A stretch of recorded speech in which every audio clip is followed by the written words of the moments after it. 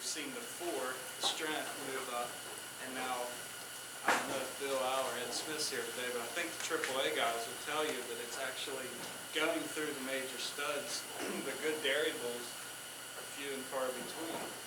And it's not that 4 and 2 and 3 are bad numbers at all. The point I just want to bring out, and he did so well in explaining it, is if you follow a single trait selection in breeding, whatever it is, you're going to run into problems one way or another. And that's why I'm here to endorse Triple-A, because there's no other mating tool that can bring you that balance between form and function.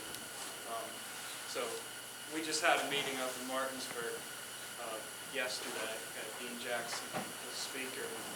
He really strongly made the point to keep a long-range vision in your breeding program.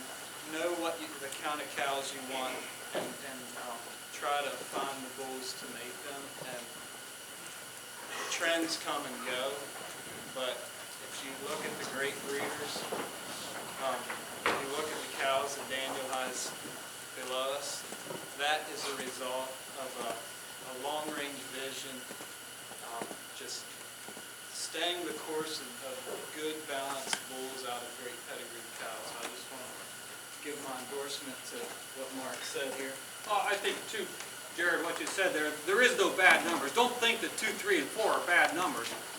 It only becomes a concern when you put them on top of each other generation after generation after generation. But I will echo also what you say. To find a bull that starts with a 1 today is actually very difficult. And if you have a cow that, you know, she's got that bone, she's got that strength that you want, and you want to get a little more dairy rib back into her, it's getting a little difficult to find a true 1 bull out there. And so it makes it a little more challenging, and I hadn't really heard that perhaps it's the health traits that's driving this, but I think part of what we're seeing is, you know, literally there are what I call propagators of dairy cattle. Not breeders, but propagators. There's a difference. They're taking an 8-month-old heifer and they're using semen out of an 8 or 10-month-old bull, and they're making a mating. So they do that for a generation, and then same thing. Once that calf is born, she's 8 months old. They're picking off the top, quote, genomic ones, bringing in the next bull. So they've shortened this generation interval. So they're doing it all on what the genes are telling them, and nothing on what observation is telling them. You know, we're not observing what is the final product. What does the cow actually look like when she's in milking form? Because by the time the cow gets to be in milking form today, there's some of them that already have great-granddaughters. You know, that's really pushing the edge as far as, and it's great if you're a propagator and that your end goal is to create a higher number.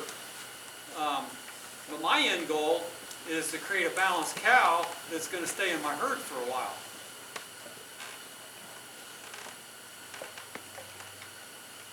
So you wouldn't like this. So you wouldn't one generation after generation after generation of the 5, 6 more. No, exactly. You're exactly right. That you would not want to breed 516 on 516 on 516. If you had that sort of bulls available to you, you're right. You would not want to do that either, because that would create the opposite extreme.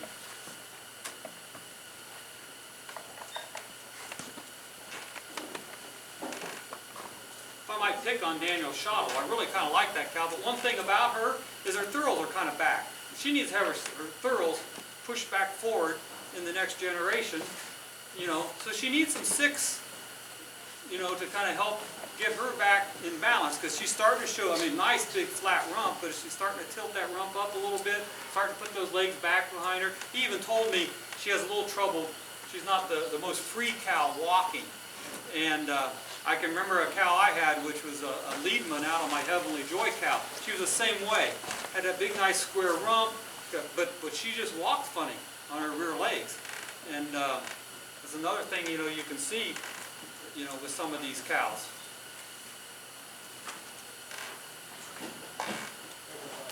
Sure. Mark, balancing the round and the sharp weight. Have you explained that to them? The 1, 2, 3 of the sharp and 4, 5, 6 of the round weight. What you're saying is basically, when he asked the question about doubling up on 5, 6, 1, Right. generation after generation, you've got 2 rounds and a sharp. Right. And basically what we're trying to do, what you're saying is that we need to balance that all the time, that round and sharp, or the 1, 2, 3, 4, 5, 6. Right. Which,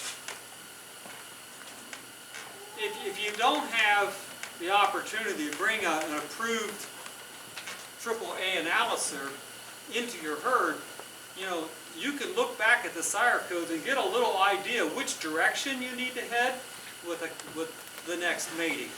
You know, if you've used a bull that was 2, 3, 4 in the previous generation, chances are she's going to need some combination of 5, 1, 6. Now maybe you can use, you know, a 5, 6, 3 bull or something. And a lot of times, if you get the first number right, you made a big step.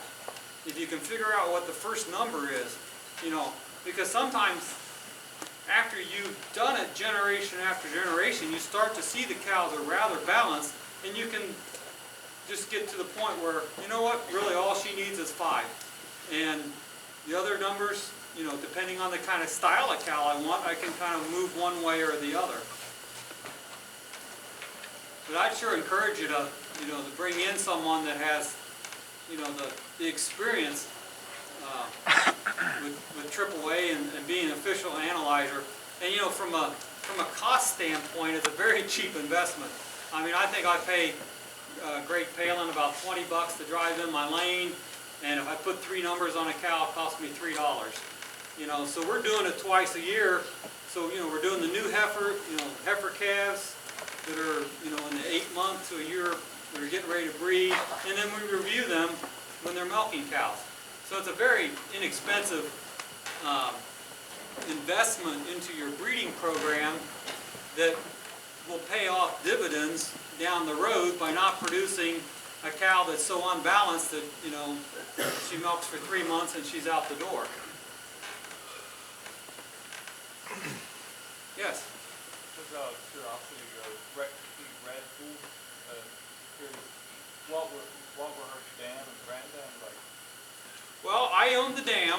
I bought the dam as a heifer from Golden Oaks in a sale. So I actually never saw the dam. But the dam was a medium-sized cow that was more dairy than strong. She was very open ribbed, very flat rump. She had an excellent mammary system with excellent teat placement. While she was more dairy than she was round, she was more wide than she was tall. So she was very, very correct in the front end. She was the kind of cow I liked in my freestall barn, because sometimes when these cows get so big, they can't get up and down in the freestall very well. So she was a medium-sized cow, maybe in the 1,500, 1,550 pound weight when she was a mature cow. Very good on her feet and legs. Now from a robot standpoint, I really liked her too, because she liked to go through the robot. And she was a fast milker. And really super textured udder, and which helps in that quicker milk out. And part of it, you know, nice shorter teats with a flat bottom. And that's another thing that seems to help out with a faster milk out.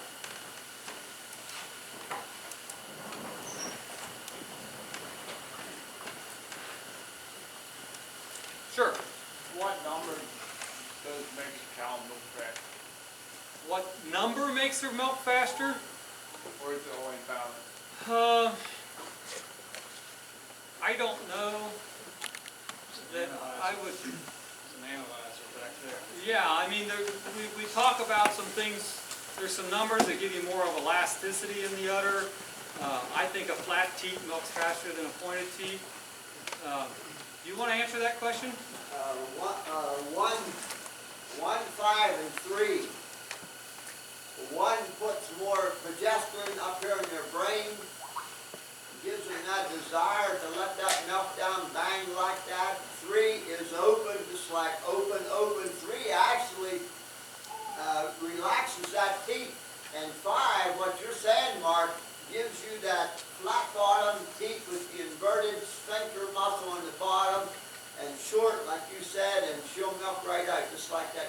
you said.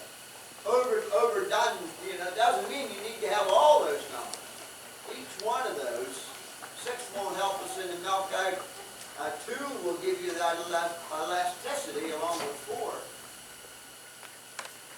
So, I don't know if that answers the question, but it could only be one of those numbers. Yeah. For example, my Mars Helen cow was out of a bootmaker. And I'm not old enough to remember what bootmaker's analysis was. I'm not sure if he was probably just Sharps. 315. I was thinking he was that combination, and Mars Tony was a combination of 1, 2, 6.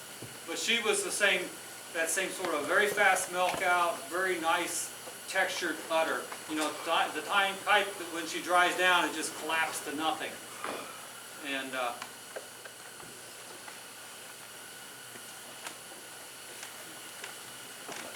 other questions? You can ask about robots. Doesn't have to be about breeding if you're curious. You had mentioned your Jordan Red Bull. Is there anything you wanted to tell him about Jordan Red, what you saw from him, and how he bred cows? Okay. He was saying maybe I'd like to mention something about my Jordan Red Bull. I mentioned a little bit about how he was used in so many different countries around the world. Jordan was a 3-4-5 bull, and he was sired by a Black Star son named Fido. And at the time, there was some other Black Star sons, one named Factor, one named Johnson. It seemed like all the bull studs wanted to use sons of those 2 bulls. And when I produced this bull, nobody wanted him. And I was just kind of heartbroken because I thought this is an interesting bull. But at the same time, he was just kind of a, I don't know, squatty, ugly duckling kind of bull. Just a short, round bull. But that's what he was. I mean, he's a 3-4-5 bull. So he didn't have that tall flashiness that, the Factors were bringing in and the Johnsons. And so all the major studs overlooked him. And so John Louis Schrago from ABC Genetics in Switzerland was in. And he said, I'll take a chance on him. Because he loved the mother. The handmade cow was a momentum. And she eventually went on to be a 91-point cow with just a super udder. And, I wanted this bull in the stud so bad that I traded him for 50 units of semen. And it turns out the bull that I traded for, he just wasn't a very good bull. But over time, part of it was John Louis gave me about 500 units of semen of Jordan, so I sold that over time, and it actually made some decent money on it, as the bull was being proven and even after it was proven. But Jordan, used correctly, he's a bull you got to use correctly. You got to use him on those tall dairy cows. If you use him on a really, really strong cow, you're going to create a cow that's too coarse, and she's not going to milk. Use her on a cow that's coarse in the leg, then he's just going to make the leg even more coarse. But on the flip side of that, in the very first proof of what you call maybe the second lactation of the first proof in Switzerland, he had 10 excellent daughters in Switzerland, which is unheard of for a red bull to do that. At one time, in 1 year, Jordan had 4 of the highest scoring red Holsteins in 4 different countries. So the countries were Switzerland, the U.S., Canada, and I believe Holland. That the highest scoring cows that were red Holsteins in that country were Jordan daughters. So he made a lot of excellent daughters over the years, and there's still some semen floating around. I know Triple-Hil's got some semen left on him, but he's the kind of bull that I'm still using. I've got a 10-year-old daughter in my herd that's actually polled, and I've got a baby calf on the farm out of Jordan.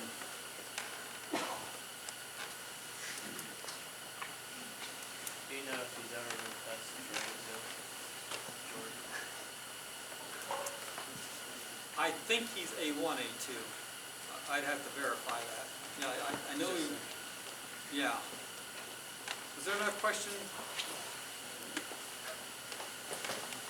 I can't see this crowd right here because of the lights, so just go ahead and shout out your question. When you talk about Mars Pony, was that Marshfield elevation Pony or is that different? Bull? Yes, that was Marshfield Elevation Tony, yes.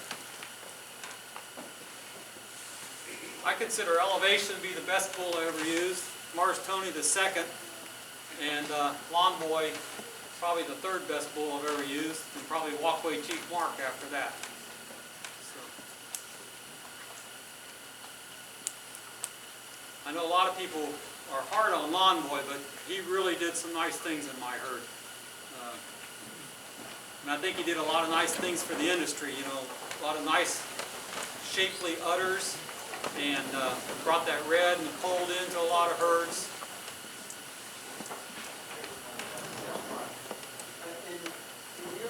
In your herd and your general feeling, how do you judge your 2-year-olds? Seems like we live in a time that these 2-year-olds come in and automatically our mind frame, or maybe the industry is automatically, they ought to be, you know, making 40, you know what I'm trying to say. So what's your thought on that? Well, I'm not very hard on my 2-year-olds at all. I mean, I'm going to calve them in first at 21 or 22 months. They're coming in very immature. So if they score good plus as a 2-year-old, actually, I think that's pretty good. And honestly, the last 2-year-olds that I had that scored very good didn't last. You know, because they were maturing so quickly and they were too tall for my environment. And it seems like we throw the very good score a lot of times on these taller, tight-uddered 2-year-olds that are a little bit slab-sided.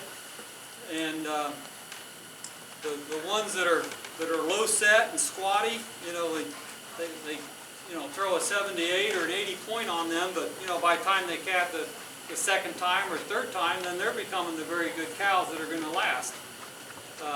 My Fido Hannah cow, which was a full sister to Jordan, scored 77 her first classification, and probably was the first time that I really felt like throwing a classifier off my farm. But she ended up being a 91 point cow. You know, so I don't get too hard on my 2-year-olds, and you know, sometimes I think, you know, nowadays it's with the robots, it's easy for me to get a 2-year-old up to 100 or 110 pounds, but I'm wondering, you know, are they going to be around for that 3rd or 4th lactation? You know, are we getting all the milk up front and we're not creating a cow that's going to last the time? So I don't know if that answered your question, but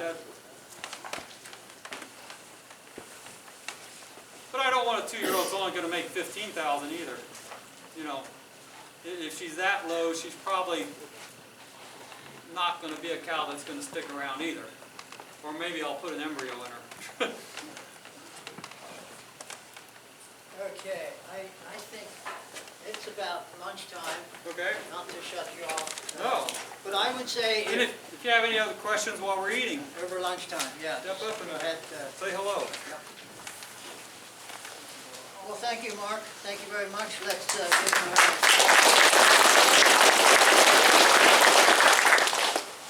One thing I wanted to say about Mark, he consented to doing this in his busy schedule. He is actually getting his herd classified tomorrow. So that's the reason he needs to rush home tonight. So we do appreciate you coming out. And I hope it was informative for you all. I think I learned something. One thing I wanted to mention about this 2-year-old thing. So we all like nice, big, tall, dairy 2-year-olds, right? And that is kind of nice to look at. When you come into a barn, that kind of cow just kind of pops out at you. But, and I think maybe that concept is so ingrained in us, even us, as dairymen, that's what we want. But I'm not really sure always if that's the long-lasting longevity type of a cow. So I think what you said here, Mark, really put a cap on all that. If I might just add on to that, I think we get caught up in what we see in the shows, or what we see going on in the industry like that, with that really stylish sort of cow. We have to remember what our environment is. And a lot of times I believe some of those really high-priced show winners, they're being kept as queens in a box stall somewhere their whole life. And so don't get caught up in thinking that's the kind of cow I want that's going to be here making me profit in my stall or my free stall every day. That you got to remember what your environment is and how that cow's going to last in your facility.